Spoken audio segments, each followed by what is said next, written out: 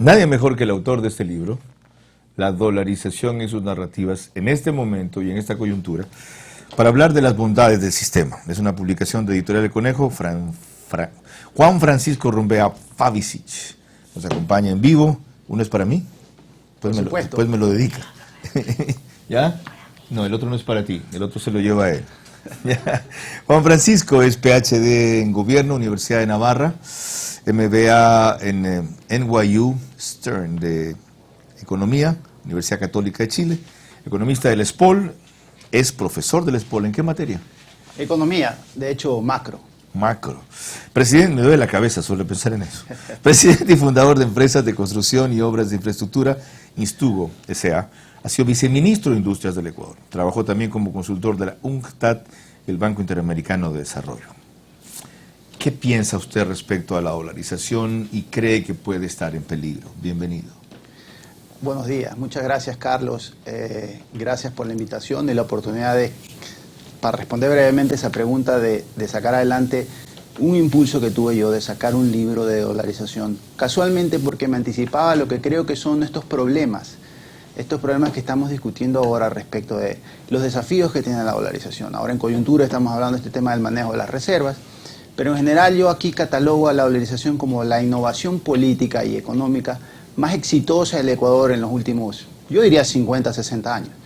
Por tanto hay que estudiar qué podemos aprender de ella desde el punto de vista histórico, desde el punto de vista económico y desde el punto de vista político. Y si, digamos, debo confesar que este libro está pensado justamente para la gente que hace gobierno, la gente que le interesa la economía y la política, para profundizar un poco más los temas y entender qué cosas podemos aprender y qué cosas no podemos, digamos, replicar de la experiencia dolarizadora. Entre otras cosas, por ejemplo, creo que el abuso del recurso del financiamiento vía reservas creo que atenta contra la credibilidad del sistema, que si usted me pregunta a mí, la esencia del éxito de la dolarización es un poquito desvincular el ejercicio de la política monetaria de los intereses políticos, ¿no? Y en alguna medida tratar de vincularlos nuevamente, que es lo que está haciéndose ahora en la campaña, es justamente atentar contra la fortaleza de la dolarización, ¿no? Que es que, digamos, haya un riesgo de que dependiendo de quién gane, la dolarización va a poder tomar un camino que va a depender de la política, ¿no? ¿En dónde ve usted ese riesgo? ¿En qué tipo de posiciones o planteamientos para que la gente lo vaya entendiendo? A ver, en concreto con el tema del financiamiento vía reservas, ¿no? Las reservas monetarias, hace un momento hablaba usted de Fausto Ortiz, ¿no? Entonces, para que la gente lo entienda, digamos, pongamos la idea de que mi contadora manejara mi chequera y la chequera de mi vecino. Entonces, en un momento donde tengo que pagar cuentas, la contadora me dice, ¿sabe qué? Ya tengo resuelto su problema. Giremos los cheques de la cuenta de su vecino. Mientras mi vecino no se dé cuenta, esto puede funcionar, pero yo estoy usando plata ajena. Digamos, en el fondo le estoy diciendo, y creo que así lo ha dicho expresamente el candidato Arauz, yo les voy a poner al día a los municipios las cuentas impagadas, básicamente el IVA y otras transferencias tal vez pendientes. Pero ellos deberían ser los principales opositores a esa medida porque sus cuentas se manejan en el Banco Central. Entonces le van a decir, mira, te voy a pagar con esta cuenta, con este cheque del vecino, pero que el vecino no se dé cuenta y el vecino resulta que es el municipio de al lado. Qué buen ejemplo. Ahora, qué buen ejemplo. Eso le da sentido a la intención del gobierno de blindar la dolarización con esto que llaman Ley de Defensa de la Dolarización, que básicamente apunta a reafirmar la autonomía del Banco Central y darle otra configuración a su integración. ¿Ese es el camino correcto o está equivocándose la articulación aunque la intención sea la correcta? Desde el punto de vista práctico, yo no tengo ningún problema con la idea de profundizar en la independencia del Banco Central. Pero desde el punto de vista histórico, como menciono en el libro, nosotros ya tuvimos un Banco Central independiente por Constitución, en la Constitución de Osvaldo Hurtado, en 1998. ¿Qué sucedió? A la vuelta de la esquina le pusieron una ley donde ninguno, entre esos, los que ahora defienden la autonomía, pudieron hacer nada. Entonces, como dice el refrán, la calentura no está en las sábanas, ¿no? Yo me quedaría conforme con que, además de la prohibición de financiar al gobierno, se obligara a algo que se está dejando de lado, que es la idea de los 4 balances. Eso creo que es lo más importante, que haya transparencia sobre el manejo de las distintas subcuentas de la partida. Es decir, esa cuenta que es de mi vecino, no la puede girar usted, señora contadora, a mi favor. Explíquelo un poco mejor. Marco López lo refirió ya en una comparecencia aquí, pero esto es un tema complejo y técnico que si no se reitera a la gente que no es experta en la materia, no lo entiende bien. ¿Por qué la importancia de los 4 balances y a qué se refiere cada uno y qué separa o independiza cada uno del Banco Central? Sí, por ejemplo, los 4 balances tienen, el primer grupo respalda la emisión de, digámoslo así, sucres, esas monedas fraccionarias que son ecuatorianas, que son alrededor de 80 millones. Entonces, un primer balance es por 80 millones. Mire, qué interesante. Detengamos despacito. Cierto, ¿no? ¿Alguien tiene o sea, las monedas fraccionarias son las del dólar, ¿verdad? Las monedas fraccionarias son se mezclan entre americanas y ecuatorianas. Esas doradas, ¿cómo se llama? ¿Que son de bronce? ¿De qué son? ¿De cobre? ¿De qué son? Sí, me parece que son de una aleación, pero esas ni siquiera son dólar de los Estados Unidos. Si uno lo usara en un peaje en Estados Unidos, no le pasaría. Prestan un dólar. ¿No, nadie tiene un dólar aquí? ¿O no me quieres prestar tú? ¿Adentro alguien tiene un dólar? No, ahí ábreme la puerta, que me pase un dólar ahí. Un ratito, es rápido. Por favor, ya, ya les he prestado. ¿Ok? Ya. Esto. Claro. Bueno, esa es americana, porque es impresa en Estados Unidos. Pero hay unas que son ecuatorianas, unas que tienen... Dame otra, una ecuatoriana. Gustavo Novoa hizo un esfuerzo, él dice, por ejemplo, me parece que es la moneda de 25 centavos que está... Y hay otra de 50 centavos también. Correcto. A ver, estas son ecuatorianas. Ah, ok. Esto que supuestamente es un quarter allá. Esto que son 25 centavos en Estados Unidos. No vale, eso no vale. Eso no te sirve. Y no sirve. De hecho, como bien lo dicen ustedes, sigamos no con esta vaina. Se puso didáctico. Espérate un ratito. Esto es... Tampoco, eso es sucre. Eso es una moneda nacional. 50 centavos de dólar. Ya. Este en cambio es un dólar gringo, ¿verdad? Correcto. Ese es creo que es 50 centavos gringo, ¿no? Sí, porque tiene el escudo. Qué interesante. Fíjense, nadie ha advertido este detalle. Préstame un dólar no gringo, un dólar propio de esta moneda de aquí. Justo el que me dan, es un dólar auténtico de los Estados Unidos. Aquí hicieron una moneda parecida. Esta tiene la Estatua de la Libertad en el reverso, ¿ya? Y este tiene, no sé, a John Adams en la otra. A ver. A lo mejor esa es gringa. Casi todas las monedas de un dólar... No, esta es gringa también. También es gringa. Bueno, eso, casi todas las monedas de un dólar son gringas. Bueno, hasta que la entrevista concluya... Hasta que la entrevista concluya, consígame un dólar, entre comillas, nuestro. Ya, prosigamos. Ya. Primer balance, dijo usted, era... El de respaldar 1 a 1 la emisión nacional, que son 80 millones de dólares. ¿Segundo? El segundo balance responde a las cuentas de los bancos en el Banco Central, lo que se llama el encaje. En estas cuentas, entonces, está todo lo que por ley de regulación financiera los bancos tienen que mantener en el país, en el Banco Central. ¿Qué es plata de quién? Es plata de los depositantes que a su vez los bancos las conservan en el Banco Central por ley. ¿Para qué la ponen en el Banco Central? Bueno, es una política tradicional para, digamos, contener lo que se llama la creación de dinero bancario, porque si no, los bancos podrían crear ilimitadamente.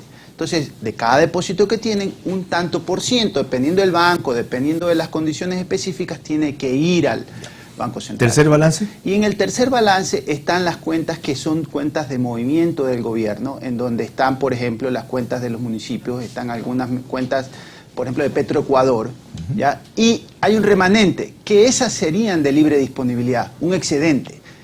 Entonces, digamos, la confusión aquí es que no todo lo que es activo neto del Banco Central, del gobierno. Es un activo que tiene un pasivo. ¿Y el cuarto balance? En el cuarto balance están las cuentas de otros activos fijos. O sea, ahí va contra el capital del Banco Central. Ahí está el edificio del Banco Central, los activos de poca liquidez, ¿no? Entonces, esa cuenta no es una cuenta de movimiento, digamos. Bien, me siento en clases de economía, pero era necesario, ya, para entender por qué es vital que se separen estos cuatro balances y el riesgo de querer hacer lo que advierte nuestro invitado, volver otra vez a meter la política en algo que estuvo relativamente blindado. Juan Francisco Rumbea Pavicic tiene este libro que les recomiendo y sobre un tema que quiere seguir indagando Yolanda Torres, la dolarización y sus narrativas. y viene a defender... ¿Me encontraste un dólar? No, sigan buscando, por favor. Los demás ahí son gringos. No, necesito que me consigan un dólar de los otros. ¿Cómo es posible que no haya? Y viene a defender desde lo técnico y desde lo académico una posición que desgraciadamente en otros casos se ha vuelto partidista o electoral. Y tiene que ser lo que él representa, institucional. Yolanda, 7 y 9, tú continúas con nuestro invitado. Adelante. Gracias, economista Rumbea, qué gusto. De lo poco que pude leer de su libro, le felicito la narrativa coloquial para tratar un tema tan árido. Realmente es muy refrescante para quienes no conocemos muy profundamente el tema. ¿Por qué el dólar, economista, y por ende la dolarización, es el único elemento en el país alrededor del cual nadie ha propuesto su eliminación? Ni empresarios, ni trabajadores, ni ricos, ni pobres, ni derecha, ni izquierda. ¿Por qué se da este fenómeno con el dólar? Bueno, buena pregunta. De hecho, si usted quisiera pedirme un resumen del libro, yo diría efectivamente que el gran éxito de la dolarización consiste en que en un comienzo los grupos de interés no lo apoyaban, o sea, los bancos, a los exportadores si no se les hubiera devaluado tampoco, y la gente de a pie no le entendía. Recuerden que los indígenas están en contra de la dolarización. Y el gran mérito de la dolarización es... Pero no les tomó ni 2 días adaptarse y salir a vender por dólar, ¿no? Correcto, una vez que se logró comunicar, sí, ajá. Una vez que se logró comunicar las bondades del sistema, a pesar de sus desavenencias de corto plazo, prosperó, digamos, la visión de largo plazo, y hoy en día todo el mundo, digamos, en su gran mayoría, yo diría que incluso los mismos municipios que ahora se les ofrece pagar con plata de ellos mismos, deberían estar defendiendo la dolarización. Porque de hecho ese es el gran éxito de la reforma dolarizadora, que partió por ser algo que no se entendía muy bien, que alguien se oponía y que luego se dieron cuenta, se realizó que era conveniente y todo el mundo ahora la apoya. Digamos, en ese sentido, esa es la idea que yo trato de transmitir en mi libro, es decir, el éxito de las reformas económicas consiste en repetir ese modelo, de que a pesar de que no parece bueno, es bueno y prospera por encima de las dificultades políticas, y luego todo el mundo conviene de que corresponde defenderla y digamos, si hay algún candidato más popular en esta elección que los dos que están corriendo es el dólar. Sí, eso es verdad, eso es verdad. Pero llama la atención que se quejan por ejemplo, los exportadores, los productores, se quejan mucho de que la dolarización es una forma, o sea, encarece sus productos y que no somos competitivos en la región, por ejemplo, pero son los primeros en defenderlo. Esas son las incógnitas en torno a esta divisa. Sí, mire, casualmente yo le respondería diciendo la dolarización no es nada más que una regla, y una regla que resuelve en parte los problemas monetarios más importantes, pero no resuelve todos los problemas económicos de un país.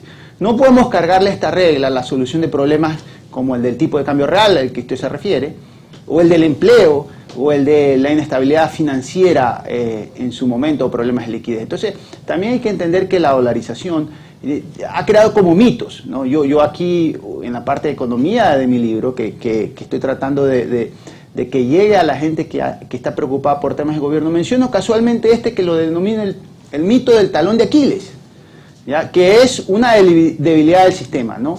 Pero no es una debilidad frente a la cantidad de otros problemas que tenemos. Es decir, nosotros tenemos problemas más serios de otro tipo, problemas de estabilidad política, de gobernabilidad, con lo cual, siquiera se me ocurriera pensar en desdolarizar a la buena, como dice por ahí un candidato, en estas condiciones eso es impensable, no existe.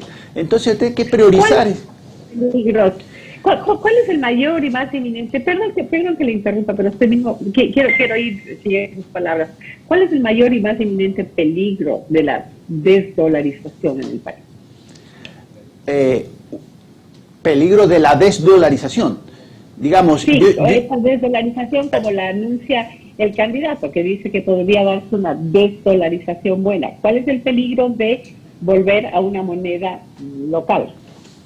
A ver, yo creo que francamente en las condiciones actuales de inestabilidad fiscal, de incapacidad, digamos, de inviabilidad del sistema de gobierno más elemental, es decir, nos hemos atorado con problemas básicos, teníamos ni para comprar vacunas.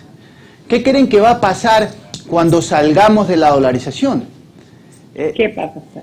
Vamos a salir a financiar el gasto público con emisión. Entonces, para mí, digamos, para cualquier persona de a pie que sale en estas condiciones de la dolarización, además de causar un descalabro financiero, lo que vamos a generar es una inflación galopante. Muy probablemente, y aquí parece algo extraño, pero esto lo pasó en un país africano no mucho tiempo atrás. En Zimbabue pasó esto, digamos. O sea, esperemos no querer llegar a Zimbabue, digamos, ¿no? Es lo que yo diría. ¿Por qué se va tan lejos? Lo que está ocurriendo en Venezuela es un ejemplo. Por ejemplo, Venezuela, en cambio, nunca desdolarizó, ¿no? Yo lo uso a Zimbabue porque Zimbabue estuvo dolarizado y después desdolarizó.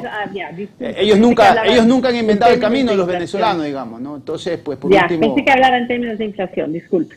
Correcto. Sí. Ok. Así que yo diría que ese es el gran problema. Es como que es un engaño creer ahorita que vamos a salir para hacer algo mejor, es para hacer algo peor. ¿Usted cree que la ley de protección de la dolarización hará alguna diferencia, así aunque sea aprobada, cuando de ganar el candidato Arauz, por ejemplo, ya anuncia una nueva constituyente, desde la cual podrá hacer tabla rasa de cualquier ley? Va a ser una restricción, yo creo que es una restricción importante, tanto porque va a imponer las condiciones de los cuatro balances, de obligar a que se respete cada balance por separado. Y seguramente la idea de la autonomía va a ser más complejo el problema de reversar, digamos, la política para mal. Pero en Ecuador puede pasar de todo. Ya le decía yo a Carlos el tema de que no se olvide que en el año 98 ni más ni menos que estaba en la Constitución la independencia del Banco Central. Entonces, claro, en este país estamos acostumbrados mucho a los legalismos y la calentura no está en las sábanas. ¿Cuánto también le da valor al dólar el tema de los migrantes? O sea, la migración que envía dólares a sus países, etcétera. En Ecuador, que estamos dolarizados, ¿qué valor tiene ese dólar? Digamos que en un momento del tiempo al Ecuador, sobre todo al principio de la dolarización, las remesas de los migrantes llegaron a ser el 5% del Producto Interno Bruto. Claro. Este es el caso de El Salvador hoy en día, por ejemplo, ¿no? Son países que descansan mucho en las remesas. Para ellos la dolarización, pues, además de ser un sistema monetario estable, facilita el recurso de las transferencias extranjeras.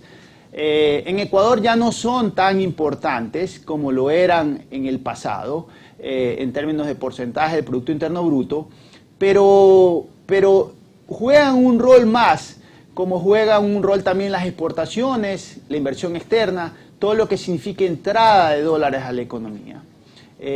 Facilitan el funcionamiento del sistema, digamos.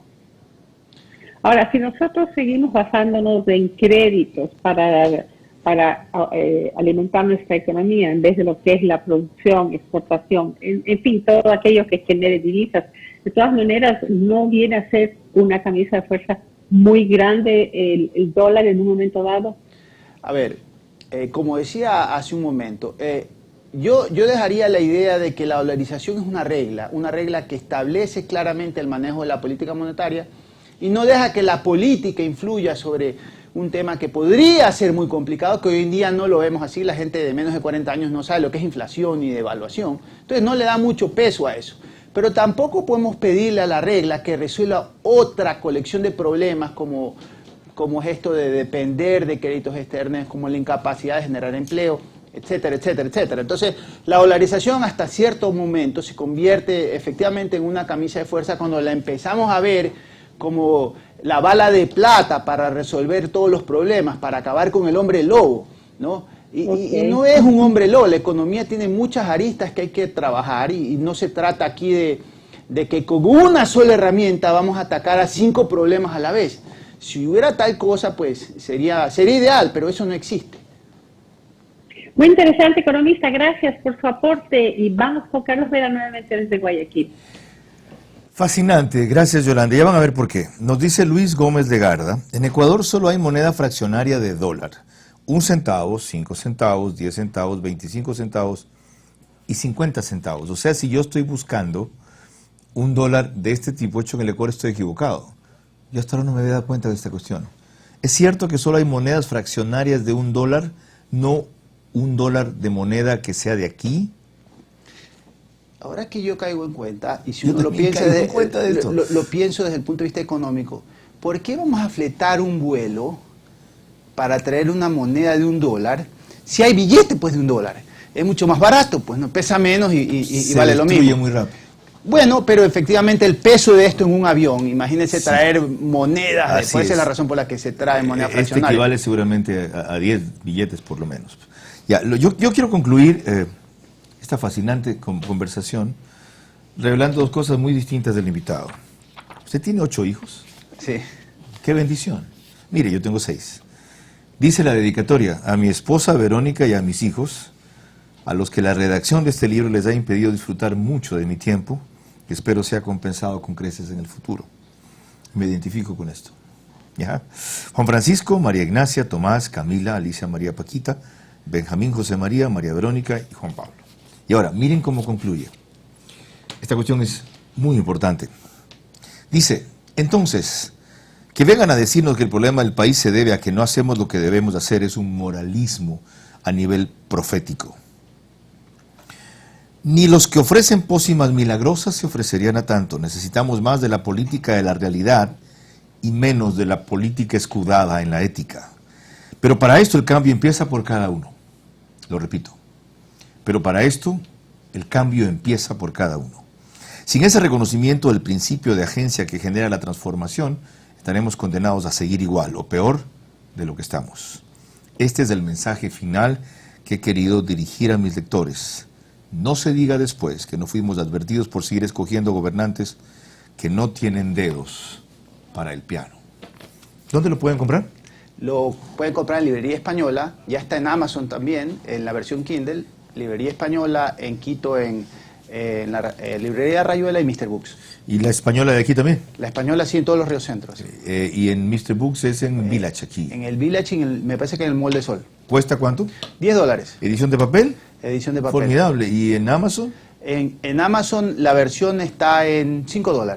Fenomenal. Debe ser $5.99. Nada en Amazon es $5. Muchas gracias por su tiempo. ¿Ya? Bueno, y por su muchas gracias. oportuna advertencia, de verdad. Una sorpresa, una grata sorpresa.